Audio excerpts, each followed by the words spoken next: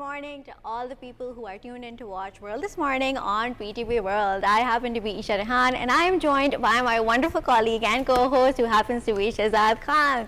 And we hope that your week is going exceptionally well. We have dived into Tuesday and I think I'm so excited because only 2 days are left for our Independence Day. You can feel the joy in the air and in the skies as well. We awoke to a very, very pleasant Islamabad. So Shahzad, let me know how your Tuesday is going. Assalamu alaikum and let me know. Wa alaikum assalam, Eesha. Thank you so much for a wonderful introduction, and for each and every one of you who's out there, ladies and gentlemen. I think I feel like saying it even today as well, Jashn Azadi Mubarak, because I think we're truly in that color. We actually feel the vibe of, or the reverberation of independence, and that's exactly which actually makes us all ecstatic. But not just that, Eesha. Every single day, if the weather is good, my energy is top notch. So I think that my energy has a correlation, and that too with the weather outside. So if it's too sunny, if it's too hot, I might not feel too great. But if it's cloudy, if it's raining, I do feel like having a bit of samosas and pakoras. In the morning, early morning, okay. I think do not go with Shahzad's dietary plans. Stick to your probably morning coffee, chai, eggs, and we can enjoy samosa pakoras in the evening. Hopefully the weather stays the same. ये कोई चाट थोड़ी है कि वही मैं सिर्फ शाम को खाऊंगा. सुबह बारिश हो रही है, मैं सुबह में खाऊंगा. No, I feel like we do not need to follow those. I mean, it's everyone's choice. If you feel like having it in the morning, have it in the morning. If you feel like having it in the evening, have it in the evening. But that's not really what we're going to talk about. But ladies and gentlemen, I think first things first, what we really need to talk about is, Pakistan's ascent on diplomatic front. We have seen how Pakistan has done phenomenally well, which is why today Pakistan welcomes the August 8th, 2025 Court of Arbitration Award on the Indus Waters Treaty, which reaffirms its unrestricted rights over the Western River Chenab, Jhelum and Indus. The ruling aligns with Pakistan's interpretation of the treaty and restricts India's control over hydroelectric projects on these rivers.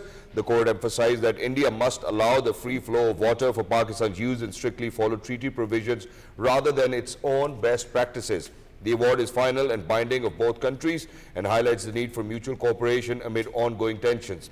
Pakistan calls on India to immediately resume normal treaty operations and fully implement the court's decision, reaffirming its commitment to the treaty. Shahzad, that definitely makes all the Pakistani nation very proud and happy that the court ruled in our favor. However, exactly, and Eesha, I'm very sorry. I know that that you're going to jump onto the other story that you brought, but I believe that it is of utmost importance, because imagine that what India did was that India actually tried to create a false narrative against Pakistan. And if we are to speak about a false narrative, ladies and gentlemen, for such rulings to come in certainly, kind of clears the air, for the stance that Pakistan has stood on. And obviously, certainly we have given a befitting reply to India, in Banyan al-Marsus. And for everybody, in each and every one of you, who's out there, probably in any other country, do know how Pakistan actually had to defend its territorial integrity and sovereignty, and all of that actually started when the Indus Treaty stood in abeyance. Exactly. Shahzad, thank you for highlighting the brief history that led up to this remarkable standing, right? So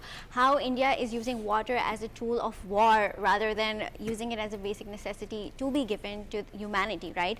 And I think what we really need to talk about is how not just Pakistan is being affected by injustice and aggression and bullying, it is rather Gaza and the people suffering in Gaza. Israel continues to pound Gaza, killing 13 in the overnight attacks, while the malnutrition claims 5 more lives, including a child, raising the starvation death toll up to 222, with 101 of them being children. Let me repeat this, 222 people died just of malnutrition and starvation.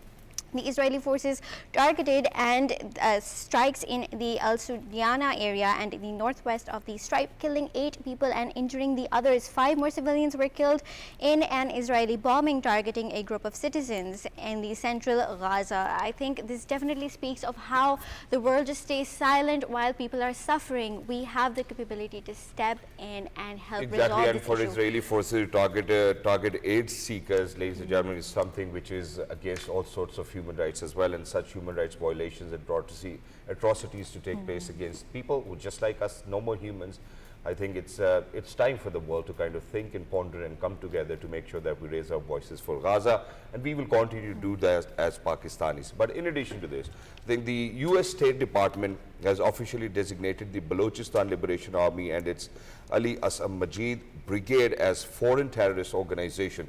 The Majid Brigade is also added as an alias to the BLA's existing specially designated global terrorist status, which was first assigned in 2019 following multiple terror attacks. Since the 2019 designation, the BLA and its affiliate have claimed responsibility for several attacks, notably in 2024. The group claimed suicide bombings near Karachi's airport and the Gawada Port Authority complex. In March 2025, the BLA took responsibility for hijacking the Jafar Express train traveling from Quetta to Peshawar, resulting in the deaths of 31 civilians and security personnel while holding over 300 passengers hostage. The Department of State emphasized that this action reflects the Trump administration's firm commitment to countering terrorism. These designations are made under Section 219 of the Immigration and Nationality Act as amended and Executive Order 13224. And not just that, Pakistan, ladies and gentlemen, is absolutely clear in its own stance as well that we will make sure that we clear or we get rid of all sorts of terrorist activities, unfortunately, if they are still to exist within our own homeland, Pakistan, and we will continue to make sure that we are steadfast in our resolve. But that's one resolve, Eesha, now. I would want to come towards how, Pakistan, alhamdulillah, is a safe space, how, we are more sustainable, how we're making sure that there's more peace, how we're making sure that there's better environment out there, how we're making sure that there are record remittances coming in, how we're making sure that the trade deficit, alhamdulillah, after 22 years, ladies and gentlemen, we went into surplus of $2.1 billion. Now, all of these indicators indicate, and even the stock exchange is at its highest. Now, imagine for us to kind of be in a country, we really need to make sure that we're breathing the right air. Because now imagine that we have been blessed with all the blessings that Allah can actually bestow upon us. Now, what we need is eat healthy, breathe healthy, and make sure that that we look after our country. And that's exactly what independence means, right? Exactly. But not only this, Shahzad, I feel like every breath that we take is not just mixed with life, it is mixed with poison nowadays. And carbon emissions are silent killers. They're choking up the skies, they're harming our lungs. And what time till we wait to get clean air? Is it the time till we see clean air as a luxury in history books? Yeah. I think the right action needs to be taken now, and the Punjab government has actually extended the deadlines for vehicle emission testing till 31st August. And joining us on Zoom is Mr. Imran Hamid Sheikh, the Director General of the Punjab Environmental Protection Agency. He is the man leading the change to make the air safer. Assalamu alaikum. Good morning. Thank you so much for joining us. Walaikum salam and very good morning. Thank you so much. Thank you so much, Imran sir, for joining us. Wonderful to have you. First of all, it's first of its kind initiative that we have seen, which has been taken by the Environment Protection Agency. Sir, first things first, how did you come up with this idea? Because this is for the very first time that I've seen that the cars are actually queuing up and making sure that they get their vehicle emission testing done, so that they're, out there, probably they need those stickers to kind of prove that, hey, we're not contributing to the air pollutants which already exist. How did this initiative take place? Why is this initiative in place? And what's happening as of now? Yeah, thank you so much for giving me the chance to, talk on this very important issue. Actually, last year when we started working on the data, that what is the root cause of smog? So different source apportionment studies were undertaken, and we came to know that the vehicular pollutions contribute to the maximum in maximum quantity towards the smog. So there are different studies. One study says it's around 45%, but as far as Lahore is concerned, it goes much higher, maybe at times 70%, and more than 70% of the smog is basically generated from the vehicular pollutions. So then a steering committee was held under the chairpersonship of our worthy Chief Minister Punjab, in which a principal decision was taken, and our senior Minister Punjab, Ma'am Mariam Aurangzeb, basically steered this process that we should now take the LTVs and the motor cars into the ambit of the environmental regime, because previously the Transport Department is conducting the tests of only the HTV and or the heavy transport vehicles or the public service vehicles, that is buses. But in the whole of Pakistan, the testing regime for LTV and motor car was missing. So on one side, legal reforms were done. law was changed. There is a proper legal regime which now makes it compulsory for the owners of LTV and motor cars to get their vehicles tested at least once in a year. And then the Environment Protection Agency was tasked to start this testing regime. And very interesting, I tell you, the most interesting fact that this regime was started on 16th of April, in which Pakistan's first ever environmental protection force had its passing out. And the first car which was tested officially was the staff car of the chief minister, and the first certificate pasted on the screens was on the screen of the official vehicle or the staff car of the chief minister. I think That's it's great, wonderful to you know, certainly huh? need to look inside, before you actually start to fix things outside, and it's a great honor, for us to see that, that such an example has been set. But sir, while we are at it, I think what I would want to speak about over here is that it's glad that, I mean, we are glad that, that the EV policies are out there, that the legislation is being done, and it's wonderful to witness that. But the date was till 30th of June. Now we do see that how it has been extended. There are 20 million registered motorbikes only in Lahore alone. 5.2 million four-wheel vehicles are out there. So how do you think, how long will the Environment Protection Agency take to kind of make sure that for all of those cars to be tested, whether they are actually contributing to pollution or not?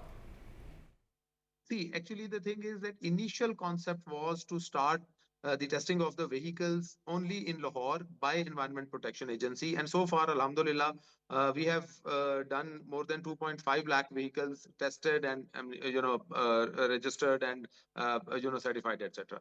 Now we are basically extending this whole regime. We are partnering with different car manufacturers, for example, Toyota, Honda, Suzuki, etc. All the manufacturers, they are now in loop with us. So a time will come that whatever is the international regime, international, when we go to when we see the Western world or America or any country of developed nations, so we see that there are always registered workshops.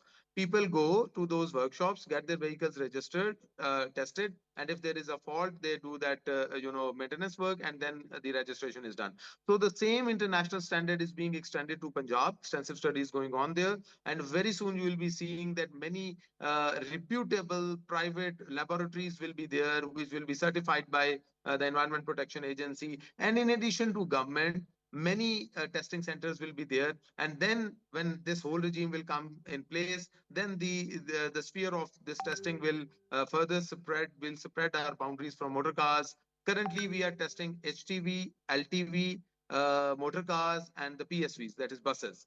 But the sphere will be extended further to the motorcycles and the three-wheelers, and at the end of the day, That's great, sir. But sir, according to what standards are we testing the vehicles? Because I do know, because you have mentioned how when we go to the Western world, there are people, we really need to get our road safety and, all of those tests done. So, the standards are Euro 5, Euro 6. I think these are the standards that the world is following. Are we following the same standard set? Yes, a very important question. See, currently the standardization of the fuel and the engines, etc., they are being handled by the Ministry of Industries and Production under the federal government. So what we are doing, and again, it's a great news for your audience, that previously the testing of fuel used to be done by OGRA, by the federal government only, and Alhamdulillah, now Punjab government is the only and the first government in Pakistan at provincial level that we have not only made rules for testing of the fuels, but we have also invested and established three fuel testing labs. 5 fuel testing labs are in the offing. They'll be coming very soon in like 3-4 months. So at the end of the day, at every divisional headquarter, we'll be having a fuel testing lab, and we'll be testing the fuels. So the quality of the fuel which is coming, since Pakistan is importer of the fuel, so the import policy and all these things, they are being taken care of very well at the federal government level. All right, thank you so much for highlighting that. And I think this is a very integral issue, since, when you're driving your car and then suddenly a bus comes in front of you or a car comes in front of you and it releases such a massive amount of disgusting smoke in your face, it Toxins. leads to a headache. Let me read out the the chemicals that are produced, right? So carbon monoxide is released, hydrocarbons are released, carbon nitrooxides are released, you know, and they massively impact not just the human health but the environment. True. And since the testing has started, 2,000 vehicles have failed this test. So why do you think this is common? Is it because we have old, outdated cars and engines, or are there maintenance issues as well? See, there are both of the options are there. Either the vehicle can see the age of the vehicle is not important. The maintenance regime is important. If a vehicle is old, but you know, it is well maintained, so it will you know, pass the test. For example, we have seen in this testing system that many old vehicles get passed and many new vehicles, but not properly maintained, they fail in the test. Number one. Number two is that it is an integrated system, that all the vehicles which are now failing the tests, we are issuing direction slips. And I think this is a great news that today is the first day when 4,000 plus direction slips have been issued to the owners of the motor cars and the LTVs who have not cleared the test. That this is the date. We have given them 7 days notice, and within 7 days they are supposed to come back to our stations and get their vehicles tested. And in addition to that, all the Lahore-bound buses which have not passed or have not you know, cleared the VIX tests, we are now issuing them direction slips and giving them a 7 days notice. So this is again on the credit of government of Punjab, that first time ever. It's not the chalaning regime. Government is, instead of adopting a reactive approach, the government of Punjab has adopted the proactive approach, and EPA Punjab is leading this initiative. And in this proactive approach, we are now telling the you know, owners or the managers of the vehicles that, sir, ma'am, your vehicle was not found fit. You are again given, instead of receiving challan or the fine from the government, we are giving you 7 days time. So in that 7 days time, please come to us, get the maintenance done, and get your vehicle certified. So with this proactive approach, at the end of the day, this is, you know, a behavioral change which has to you know, take place. Unfortunately, if they are not able to comply with it within the next 7 days, what do you think is the due procedure that the Punjab government is going to follow? Yeah, then we will be giving another direction slip with a fine of ₹2,000. And the third, after the third direction slip and a fine of ₹4,000, and that is to say the total fine of ₹6,000, then we'll be forced to impound those vehicles, because we cannot allow unfit vehicles to ply on the roads and make our environment dirty and lead to the diseases like lung diseases, skin diseases, eye diseases, etc. So there is a complete regime which is going on. Very soon you will be seeing that before smog season, drastic steps will be taken, vehicles will be impounded, and once a vehicle is impounded, it will be released on the condition for 2 or 3 days that Noted, Imran, noted. Thank you so much for your you. time. Thank you so much for sharing, you know, what's actually happening within Punjab and how the Environment Protection Agency under your directive is actually making sure that we look after the, you know, the pollutants which are being thrown out in the air, because we do know how we have to curb the menace of smoke, and how 45% of those pollutants actually come from vehicles. So HTVs, LTVs, every vehicle, ladies and gentlemen, is being tested. We have discussed the due course of the procedure, how it's going to take place. There are a lot of 20 or 21 booths set up only in Lahore, but we could see it over here in the federal capital as well. Definitely. And there's one more thing which I would want to kind of appreciate. Sure. Because imagine that ever since that the Chief Minister Maryam Nawaz Sahiba has taken over, one of those amazing things that I've seen is that every now and then that we want a spokesperson from any department of the Punjab government. They're always available, And they always give us time. They're always available on television. Whatever questions we may ask, they're actually available for you know, that, huh? with a smiling face. They answer all of Very our candidly. questions. So I think it's great. People, please make sure that you get your vehicles tested, because you might actually end up impounding your car, and you might have a lot of challan to, you know, kind of bear with. But in addition to this, ladies and gentlemen, where we've spoken about how it's the Independence Day coming fever up which is soon. going on. So the preparations are in full swing across the country to celebrate the Independence Day of Pakistan and victory in Marka-e-Haq in a befitting manner. Buildings are being decorated with national flags. People have displayed flags on their vehicles and rooftop of their houses. Stalls are selling national flags, buntings, caps, and children clothing in green and white have been set up at markets and along roadsides in every nook and corner of the country. The success of Pakistan against India in the Operation Bunyan-e-Marsoos under Marka-e-Haq has added enthusiasm to this year's Independence Day celebrations. Various social, cultural and government organizations have planned special events to mark the occasion. Different social, cultural and government organizations have chalked out special programs in connection with the Independence Day. And not just that, you know, what we have done is, because two of the new national songs have been released by Mr. Jawad Ahmed. So I would actually want my team to kind of play, you know, so that we are actually in that zone, in that vibe as well. You know, so for example, if I can recall one, Hey Jawa, Hey Jawa, do you remember that? I think probably you're too young for that. Okay. Pakistan. Okay, you know the new one, ladies and gentlemen, let's go, let's take a good listen.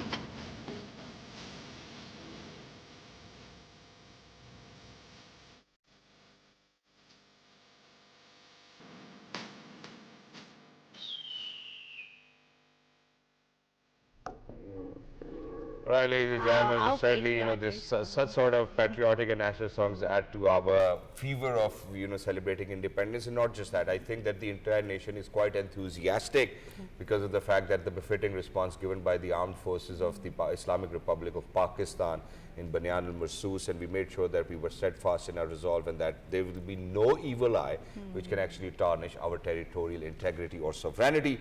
To speak about it, we're very lucky that we've been joined by Lieutenant General RAZA Muhammad Khan Sahab, former President, National Defence University. Hello sir, Assalamu alaikum, good morning, Jashn-e-Azadi Mubarak.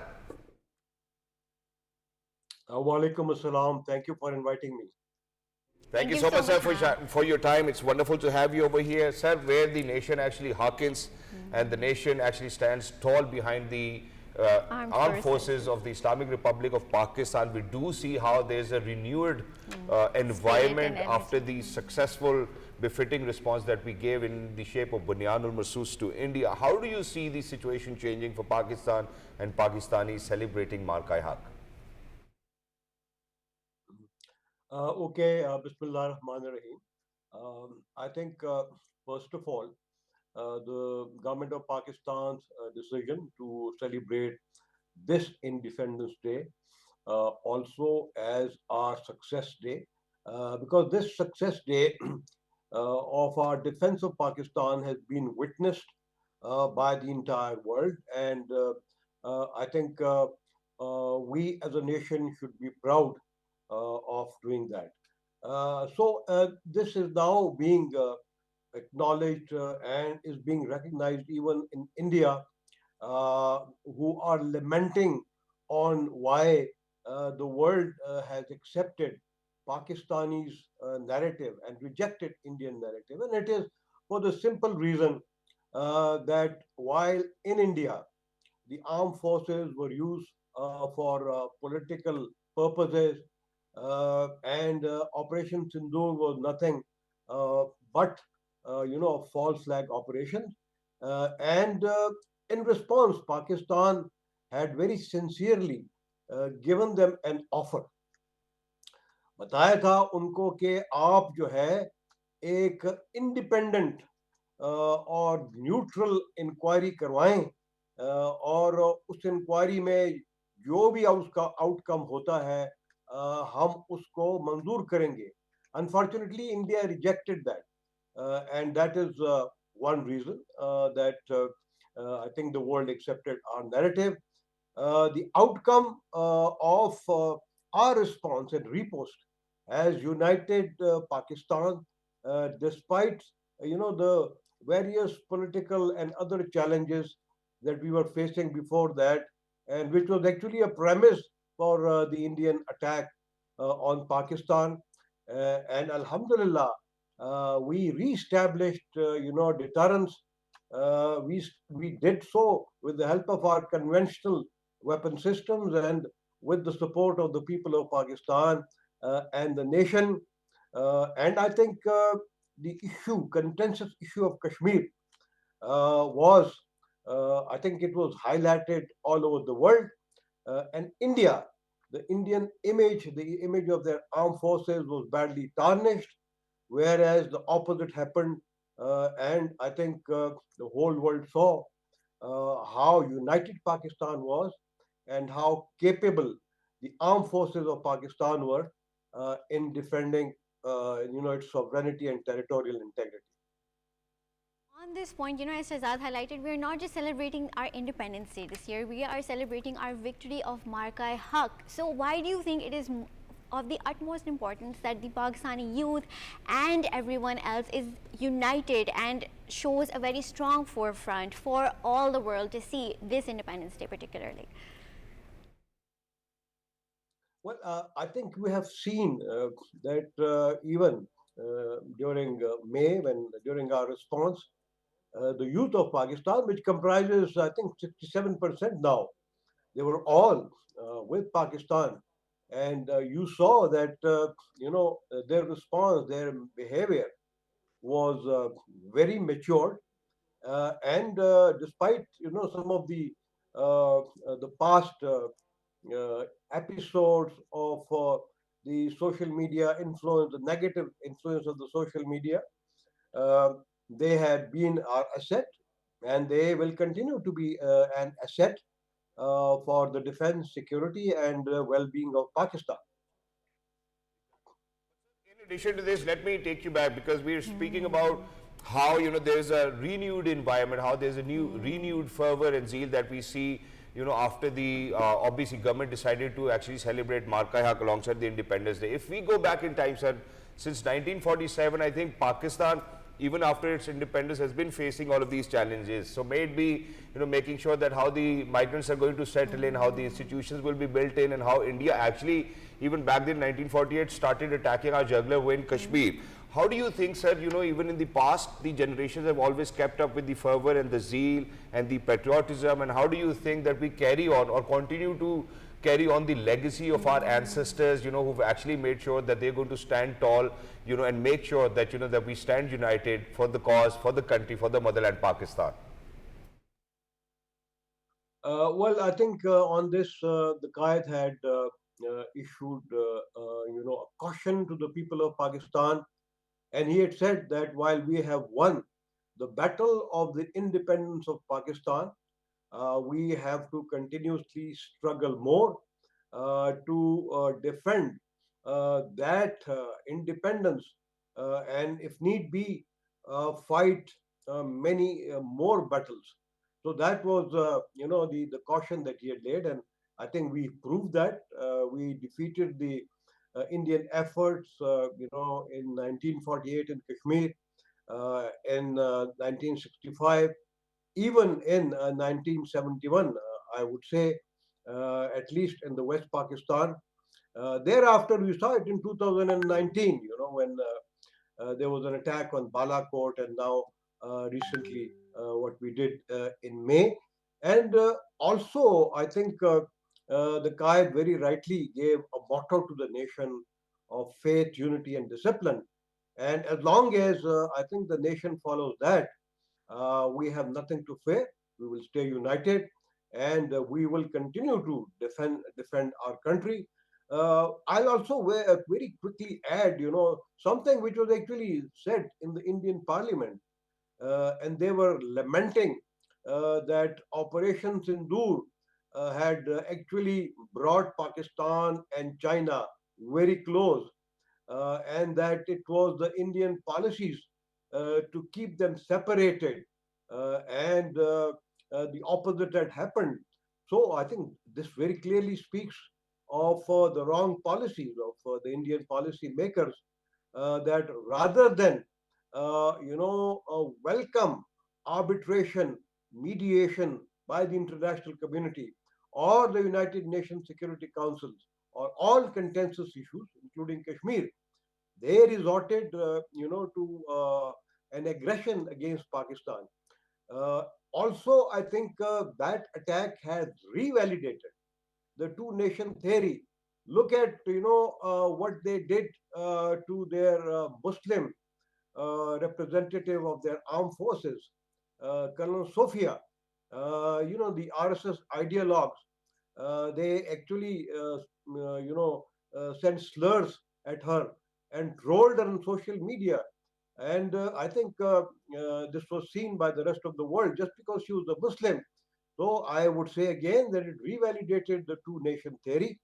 And I think what we have achieved is really tremendous. And I think for that, Alhamdulillah, sir. Very Alhamdulillah. good And thank you message. so much, sir, for your wonderful contribution. Thank you so much for highlighting all of those aspects, which actually makes us a very proud nation as well. So may it be the armed forces of the country, may it be the people from the field of arts, culture, crafts, and sports, and education. I think everybody, ladies and gentlemen, have contributed to immense success of Pakistan or Islamic Republic of Pakistan. And no matter what, I think we are steadfast in our resolve. I keep on saying that. I keep up on reminding our viewers about the resolve of Pakistani people, how we have done it in the past, we will continue to do it in near future as well, and how the armed forces, alhamdulillah, made sure that they have all the ability to defend the sovereignty and the territorial integrity. Thank you so much, Lieutenant General RAZA Muhammad Khan Sahab, for your time, and thank you so much for your wonderful contribution. Definitely. It indeed actually gives us a very renewed Charm and fever zeal of and celebrating Pakistan Zindabad or the Independence Day as well. And Independence Day, I think I would want to say one thing, and that is that whenever we say that it's Independence Day does not mean that you have all the freedom to do whatever you mean. Independence comes with a lot of responsibility, and it's a shared responsibility for all of those members of the community and the society, that we really need to make sure that every single day when we wake up, we need to make sure that we contribute towards the progress, prosperity, and success of the country. And it's not just a day for us to live the event, it's a day for us to ponder upon how to honor our past, how to secure our present, and to build a better future. So Independence Day should not just be a one-day celebration, it should be a year-long celebration where we contribute as active members of society and giving back positive change to Pakistan. Exactly, but Baja Rose nahi ban sakta, so please make sure, ladies and gentlemen, which is why, ladies and gentlemen, where I said that people in the field of sports are actually even doing wonderfully well. So Pakistan is set to face West Indies today in the series deciding third and final one-day international in Taruba. PTV Sports will be telecasting the match live. Pakistan won the first ODI while West Indies claimed victory in the second, leaving the series evenly poised at 1-1. All right. And the series is on the line today, Eesha. So I hope that that we make all of those changes, which can actually bring in fruitful results for Pakistan. But while we're over here, World Games 2025 squash, Pakistan Noor Zaman reaches final. Pakistan Noor Zaman reached the final of the World Games 2025 squash event in Chengdu, China. In the semi-finals of the World Games squash play event, Noor Zaman defeated Japan's Tsuke 3-1. He won the match 11-7, 7-11, 11-7 and 12-10. And it's very exceptional to see Noor Zaman always being highlighted on our show. He's always winning victories, and it's great to see. And speaking of Noor Zaman and his victories, he happens to be a youth of Pakistan, and today happens to be International Youth Day. My day. So, all right. So International Youth Day is commemorated on the 12th of August to bring the youth issues to attention of international community and celebrate the potential of the youth as the partners in today's global society. The idea of the International Youth Day was proposed in 1991 by the young people who were gathered in Vienna, Austria for the first session of the World Youth Forum of the United Nations system. And this speaks highly of how the youth is the future, right? And how it helps contribute to the better global environment. Which is why to talk about it, ladies and gentlemen, we're very lucky that we have been joined by the Provincial Minister of Sports and Youth Affairs Punjab. He is Mr. Faisal Ayub Khokhar. Hello sir, assalamu alaikum, good morning. How are you feeling today? Assalamualaikum ji, how are you? Absolutely perfect. Thank you so much for your time. Wonderful to see you. Other than, seeing you on park wheels, I think it's great to have you on my show. It's wonderful. But sir, very quickly to get started, what is your message on the International Youth Day for the youngsters of the country? There's some problem with the line. Can you please say it again? Okay, so let's get started with what is your message today on the International Youth Day? What is Punjab government doing to make sure that that this there's ample opportunities for the youngsters of the country to, kind of Shine. contribute towards the progress and prosperity of the country. Bismillah ar-Rahman ar-Rahim. First of all, I think I would like to give a message to the youth of the Pakistan that Pakistan is in very positive hands, and you guys have a very bright future. And as a minister of youth, I see wonders happening in the near future, and I see Punjab full of talent right now. The moment I became the minister of youth and sports, I always thought that Pakistan has a lack of skills, has a lack of these facilities for the people of the youth of Pakistan. But right now, in a single year, Alhamdulillah, I divide the youth in two tiers. The one that is in schools that needs those sports which are lacking in multiple schools right now. For them, we Alhamdulillah completed 100 structures of sports facilities across Punjab, which were, I think, of international standards. This is what the youth of today needs to compete with international youth. And I think Punjab has given its youth the chance to compete in international levels. Uh, Almost we spent 11 billion rupees on the infrastructure for the youth facilities in Punjab. And even this year, 100 new schemes for the youth and sports will be done this year. To mention just one, not just sports, also in the youth internship program. Last year, the chief minister started a youth internship program, which was that, our freshly graduate students, one thing they are concerned about is unemployment. The moment they are about to graduate from universities, they're worried about their jobs. And as a student, I still remember those days as well. So for that, what we did was that we, for the freshly graduate students, we paid them stipends, monthly stipends, and it was basically a paid internship program. The freshly graduate could go to any government school, oh sorry, any government institute or any private institute. The government was paying them 25,000 rupees per month for the first 6 months, so that after the 6 months, either the company retained them or they have that skill. Because as an entrepreneur, nobody usually wants a freshly graduate student because he doesn't have experience. So this is where the government.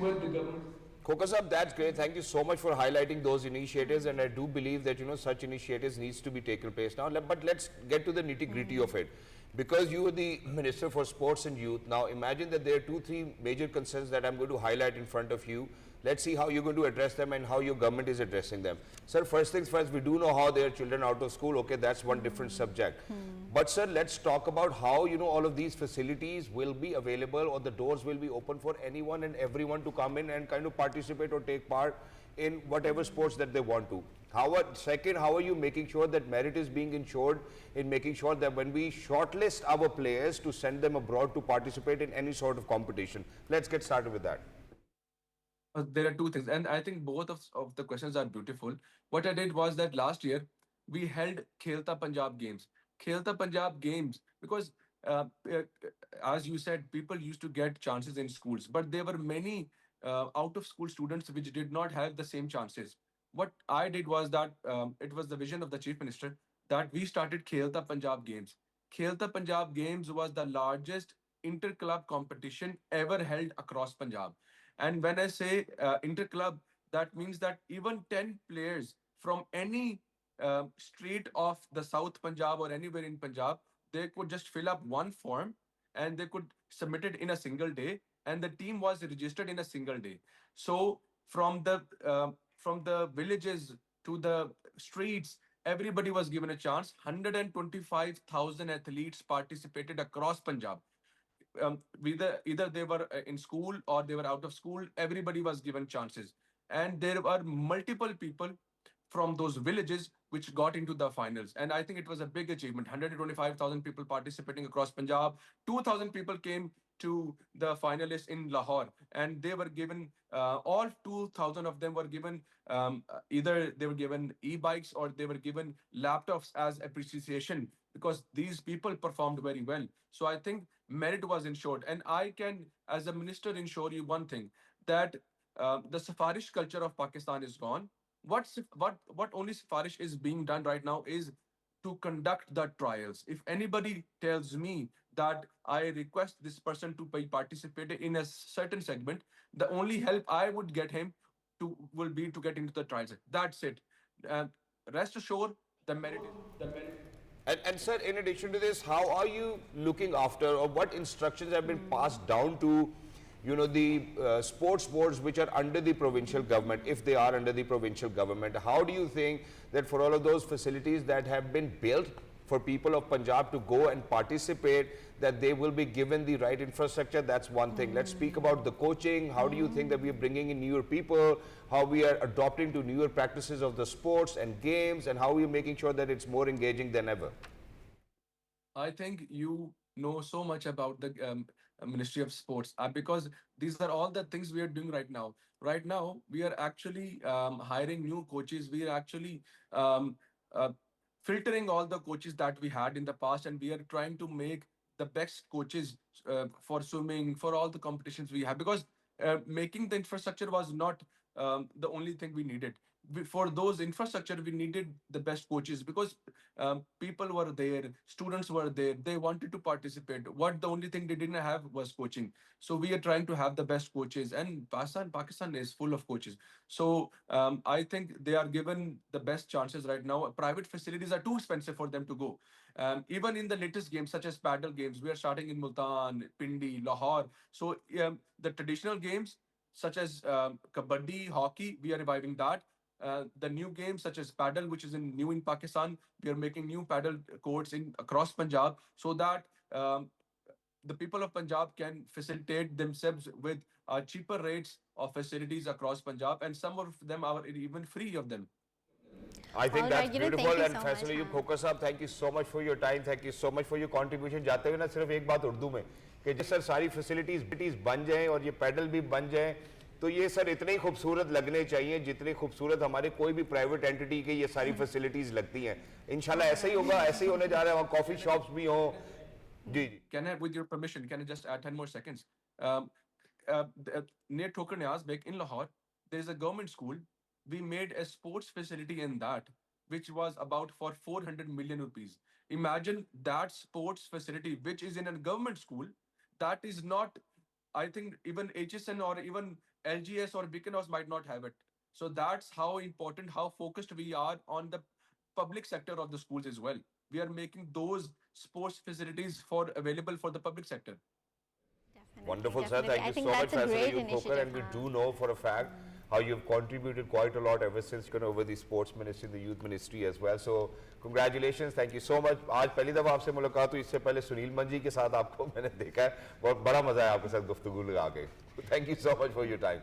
Wonderful to have you. Wonderful to have you. And for everybody who's out there, I'm going to come back to this point, because see how resilient, Punjab government is. So every time that we would want a spokesperson, they would always make sure that, that the right person is out there to speak about it.